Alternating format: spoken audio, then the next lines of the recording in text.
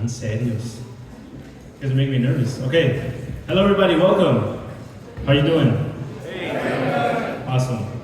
Pues, bienvenidos a su casa. Everybody, hello. Welcome to Casa Iskali. Just a little bit about us. I'll share. Iskali's mission is to empower and equip young Latinos with high-quality faith formation, enabling them to become transformative leaders. So thank you so much all for coming to tonight's networking reflection event. That will be the kickoff of the very first Iskali Leadership Conference here at Casa Iskali. It's my pleasure now to introduce my good friend and co-MC, Jasmine Perez.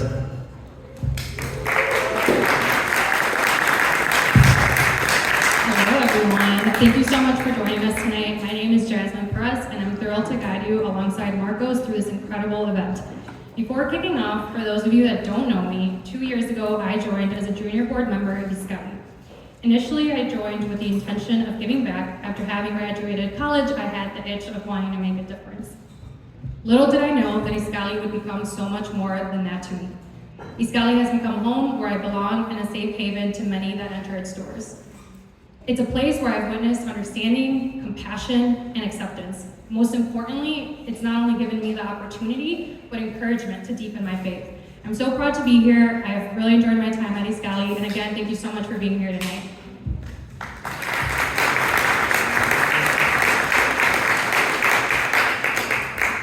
Thank you, Jasmine, and welcome everyone. Quickly about me, I joined Iskali back in 2019 at a time when I was looking for a sense of purpose in life and was in need of community. What I loved about Iskali was the emphasis on leadership development and authentic friendships. For a year and a half, I worked for Iskali full-time, where we were at a time when we were trying to relaunch programming post-pandemic and undertook this Casa Iskali project. During my time, I was most proud of the relationships I developed and the relationship I developed with the Iskali community, and I'm grateful for the many learning experiences I gained during that time. I now serve as a junior board member and aim to help the organization continue to grow by focusing on identifying and connecting needs and opportunities. So now, for the exciting part. It is our honor to introduce our guest speaker for the evening, Father Greg Boyle. Father Boyle is a person whose achievements have garnered widespread recognition and admiration. A native Angelino and Jesuit priest from 1986 to 1982, Father Boyle served as a pastor of Dolores Mission Church in Boyle Heights. Then it was the poorest Catholic parish in Los Angeles, which also happened to have the highest concentration of gang activity in the city.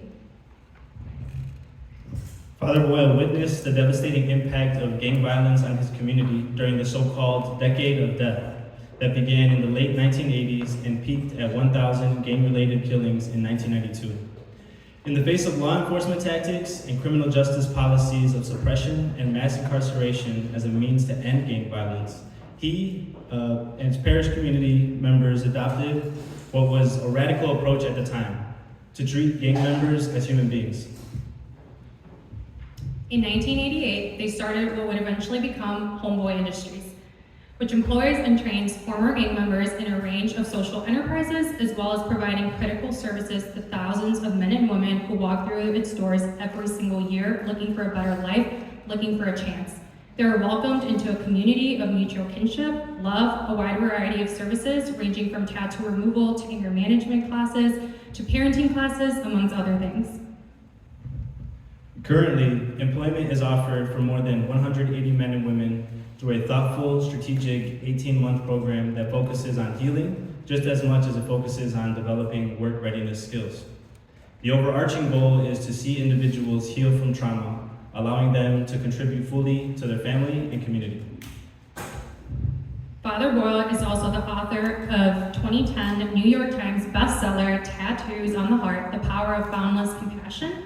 His new book, Barking to the Choir, The Power of Radical Kinship, published in 2017, and we also have some of his books here for you guys. He has received the California Peace Prize and has been inducted into the California Hall of Fame. In 2014, President Obama named Father Boyle a champion of change. He received the University of Notre Dame's 2017 Leitare Medal the oldest honor given to American Catholics. So now, without further ado, please join us in giving a warm round of applause to our guest speaker, Father Greg Boyle.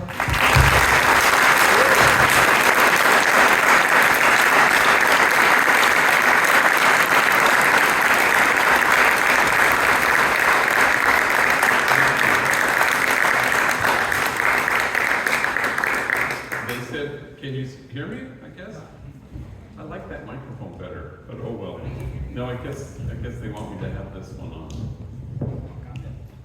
Okay, I got this then. It's good? Yeah. Okay, thank you. So I just want to, do what you want me to do. So, well, what a privilegio, un placer enorme to be here. I didn't know very much about you folks, but I've kind of studied and listened, and so I do have all my admiration and adelante. I hope you continue to grow and to strengthen as a group and community. I'm an expert on nothing, but for 40 years I worked with gang members in Los Angeles, and so here's what I think. We're all invited to stand at the margins, because that's the only way that they'll ever get erased, and we're invited to create a community of kinship such that God, in fact, might recognize it. And we want to stand in our way with the poor and the voiceless and the powerless. We want to stand with those whose dignity has been denied and those whose burdens are more than they can bear. We want to stand with the demonized so that the demonizing will stop. And we want to stand with the disposable so that the day will come when we stop throwing people away. And we want to create a community of cherished belonging. That's God's dream come true, or as Jesus says, that you may be one. And we stand at the margins because that's what we're invited to do. That's where the joy is. And we brace ourselves because people will accuse us of wasting our time. But the prophet Jeremiah writes, "For in this place of which you say it is a waste, there will be heard again the voice of mirth and the voice of gladness, the voices of those who sing."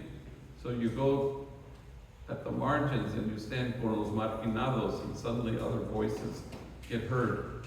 So I want to say that, but I also want to say it doesn't make any damn sense at all what I've just said to you. Were it not for a notion of God that's big,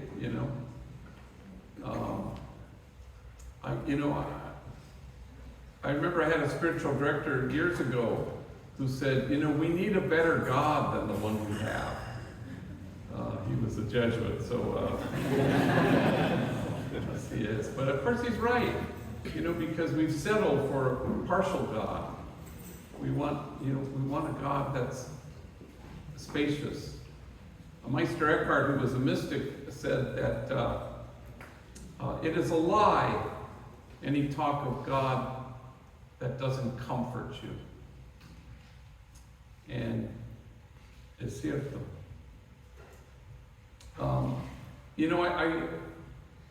I've been a priest for almost 40 years and been working with gang members for as long as I've been a priest.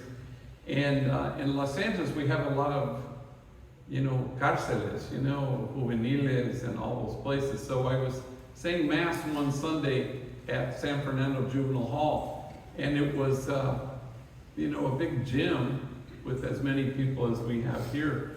And I had my alba and my stola, and I was kind of, they had the podium over here, and the homies would come up and do the readings, and so, and they had these little hojas, that had the readings in English and in Spanish.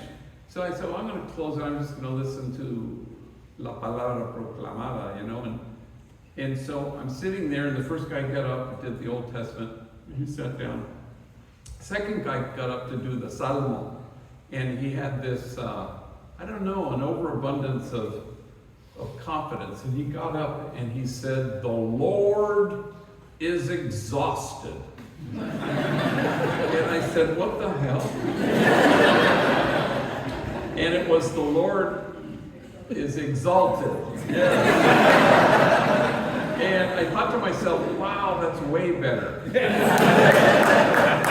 Because the exalted God is the one that invented in our own image, you know. La neta, if any of us were God, you would want to be exalted, lifted up. But exhausted is, you know, is your abuelita, and she's taking care of her nietos, and she's exhausted. But it's a good tired. That's what you want. That's the notion of God, who loves us without measure and without regret. And that's what you want. So, the homies over 40 years have taught me everything of value, and I'm so grateful to them, you know. And the day won't ever come when I have more courage, or I am more noble, or I'm closer to God than the thousands and thousands of gang members I know. But they've taught me everything valuable. And in the last many years, they've taught me how to text, and so I'm so grateful to them, because I feel that it sure beats the heck out of actually talking to people. And I'm pretty good at it, you know, LOL and O1G and BTW, and the homies have taught me a new one, OHN, which apparently stands for, oh hell no. And I use that constantly. And so autocorrect is kind of vexing a little bit. So I remember a homegirl named Bertha, she was tough cookie, and on a Sunday, she says, where are you at? And I said, I am about to speak to a room full of monjas, you know, nuns, religious women. I'm about to speak to a room full of monjas, and I pushed send, and autocorrect told her I was about to speak to a room full of ninjas, which she thought was pretty darn interesting. And just now, you know, híjole madre santa, I mean, it's like the text, the homies are, you know, I just need they're gonna cut off my lights and my car and my, you know, sé qué más. And once a homie texted me, and he said, I just need $100, you know, para completar mi renta, you know, to finish it off. And I didn't have it. And so I wrote back simply, things are tight. And I pushed send, and autocorrect told him, thongs are tight.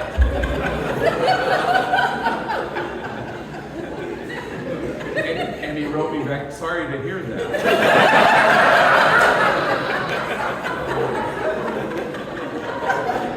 What about my rent? Anyway, so I was telling some folks that, you know, I have to fly home at 5 o'clock tomorrow morning, because we have morning meeting, and they want me to be there, and I was going to give the thought for the day because Kim Kardashian was coming. Hi, mother. Fortunately, it just got canceled, but I still have to fly home. But I have to get there for a morning meeting, which is 10 minutes to 9 every morning, Monday through Friday. We have 500 employees, and some of them are on TV screens looking at the thing. And we sing happy birthday, and we read the mission statement and land acknowledgement and announcements. It's beautiful. Well, one day after the morning meeting, I take two homies with me, Manuel and Poncho. And they're all veteranos, you know, and they're old vatos, you know, and they're in the car, Manuel's in the front seat, Poncho's in the back. And we're driving to a high school to speak to 1,000 students. And so we start to drive, and Manuel gets an incoming text, and he reads it to himself, and he chuckles. And I said, ¿Qué pasó? Who wrote you? And he goes, oh, it's dumb. It's from Snoopy, back at the office. Well, I just seen Snoopy. I just gave him a big abrazo to start the day. Snoopy and Manuel work together in the clock-in room, where they clock in hundreds and hundreds and hundreds of gang members. I would not want this job, because they sometimes have an attitude. So I said, well, what's he saying? He goes, oh, it's dumb. Hang on, let me find it. Here it is. Hey, dog, it's me, Snoops. Yeah, they got my ass locked up at county jail. They're charging me with being the ugliest vato in America. You have to come down right now, show them they got the wrong guy.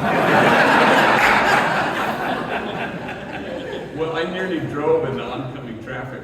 The three of us, we laughed so damn hard. And then I remembered that Manuel and Snoopy are enemies. They're from rival gangs. They used to shoot bullets at each other. Now they shoot text messages. And there's a word for that, and the word is kinship. How do we obliterate once and for all the illusion that we are separate, that there is an us and a them? And that is the whole of God's dream come true. No us and them, just us. That you may be one. This is the only thing our exhausted God wants. So Homeboy was started a long time ago. I had hair and it was brown. And during the time I was pastor of the poorest parish in the city of Los Angeles, Dolores Mission, nestled in the middle of two public housing projects, Pico Gardens and Aliso Village. We had 8 gangs at war with each other, which is not typical of housing projects. You wouldn't have that many. The LAPD called my parish the place of the highest concentration of gang activity in the whole city. So if LA was the gang capital of the world, then my parish was the gang capital of the city. We have 120,000 gang members in LA and 1,100 gangs. So I buried my first young person killed because of this sadness in 1988. A month ago I buried my 260th. Not all from that parish, of course, but I know a lot of gang members and I get asked to do this. So the first thing we did was we started a school because there were so many junior high and middle school age gang members who had been given the bolt off from school. Nobody wanted them. And so they were wreaking havoc in the projects during the day. They were writing on the walls, they were selling drugs, they were violent. So I walked out to them and I would kind of isolate them. I'd go, hey, you know, if I found a school that would take you, would you go? And to my surprise, every single one said, yeah, you know, I would. Then I